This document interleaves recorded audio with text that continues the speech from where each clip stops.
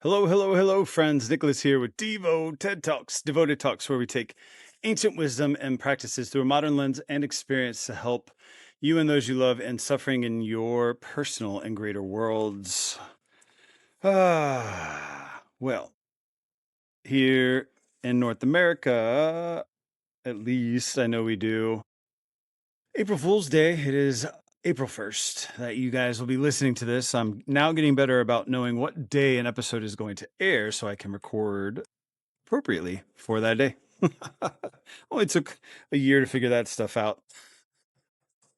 That being said, I wanted to talk about, April Fools from an Ayurvedic and from a yoga context. See,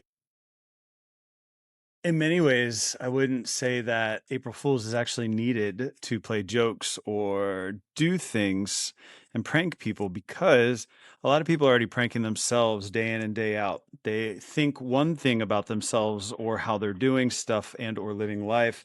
And the reality is it's something completely different and no shade, but if you're not aware of the fact that you're disillusioned or living in an alternate reality, I mean, the joke's on you, not anybody else, right? One of the most absurd things I've seen in the years of recent is these people who are convinced that they're right and they think everybody else is crazy, and they spend so much time pointing it out, never really realizing that they're the one who actually is out of it, not with it. And, living in an alternate reality. This is the year of 2026, so take that for what you want it to mean. Perhaps historically, this will be found someday. I try not to pass judgment. I try to, in my own way, figure out how to live with all of this and also live by the truth that I understand to be in the healing powers of yoga and Ayurveda. And, a lot of people perform or performatively do yoga and Ayurveda, and they're like peace, calm, and stuff. And it's like what you would expect to see on a movie, kind of like the way our administration is running the White House. It seems like a movie or a TV show, just like it seems like most people living their lives as of late seem to be living out something that they viewed and or some societal expectation of things like this happening. You know, it's it's almost absurd sometimes when you look at it. And then I watch myself getting swept up into these stories and these illusions, the Maya, as we would call it. And there's nothing wrong with that, right? But I do capture the fact that, if I get into a movie, I am having the feelings most often and frequently that the directors of those movies are intending that I feel.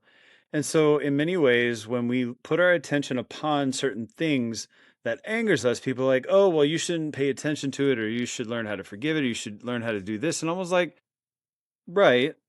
But in a movie, we have feelings about the movie until it's over and suspended because it then ends, right? But our life doesn't end. So until you get to the point that you're at the end of those emotions and at the end of those feelings that certain groups and or peoples, for whatever reason, often because of your beliefs and or frequently thought things within your mind that you feel that way, it is until you complete it that you can then surrender, release, and or move on from it. And so expecting to be able to go kumbaya or hakuna matata with, some of these people or these actions or these experiences right now is insane. You can't get there from there. Like, you've got to move through some pathways. Now, trust me, I do believe in miracles and I do believe in the ability to get from one space to another, especially a space of captivity to a space of freedom and, you know, moksha, liberation. Comparatively speaking, like, I do believe that it can happen in an instant, but oftentimes those instants are predicated on years of either practice or years of showing up. And so it comes down to the belief again that these things can happen, and then that possibility can move out of potential to a kinetic reality, right? It's moving and it's happening. Da, da, da. And so, how does this come together with yoga, Ayurveda, and April Fool's Day? We don't need April Fool's Day to pay attention to the things in our lives that we have fooled ourselves about, not necessarily in a negative way, but because it's easier sometimes, right? It's easier sometimes to believe that who people present themselves to be on TV is who they really are, is that people who present themselves as a certain way to you are who they say they are, right? I used to get called gullible, and the problem was that I never really was gullible. I just was trusting that why would somebody lie to me, or why would somebody who is related to me in this way lie? Like, why? What would be the purpose? Why would somebody do that? And so I went along with things, not because I was naive, but more so because I didn't feel the need to be on guard. And yet I have learned in life that sometimes being on guard is required. Although oftentimes you can be prepared without being on guard at all times. That's where yoga and Ayurveda as a practice come in. And so April Fools is fun and pranks are fun, absolutely. But are we, in many ways, pranking ourselves regularly, punking ourselves, if you're from my generation, regularly with what we want life to be and we would prefer life to be versus the reality of what it actually is, right? And that's relative. That is, you know, it can be parsed in different ways, but the crux of it is, are you taking time daily to connect to the greater essence of self and resources so that you are, in fact, connected to that power source, connected to that resource, connected to that thing? So if you were a lamp, you would shine. If you were a candle, you would burn. If you were a headlight, you would have the electricity. But that you are serving your purpose and your gift in the world, right? A lamp is meant to shine. Human is meant to human, but a human named you is supposed to do what a human named you is supposed to do.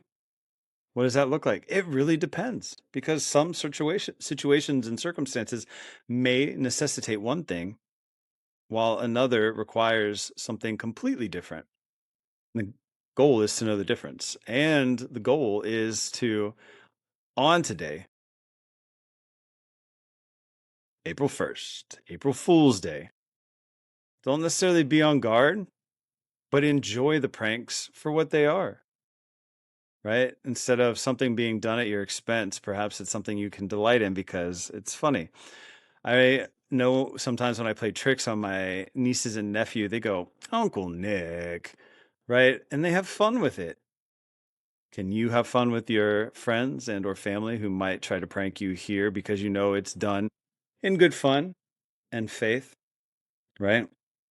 That's really what yoga and Ayurveda calls us to be discerning, to have discernment, and to discern of the world that which is for me, that which is not for me, and or that which is for me and potentially others, and or that which is not for me and potentially viable for others, and helping things move and shift along the pathways of my gifts to their rightful destinations.